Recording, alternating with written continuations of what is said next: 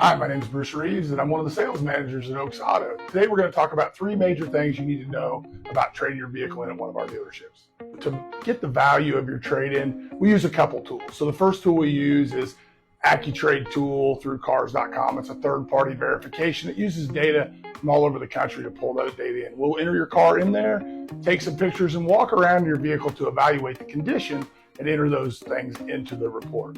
Secondly, we'll then have one of our professional appraisers do a second verification of that vehicle just to make sure we're giving you the most we can for that trade.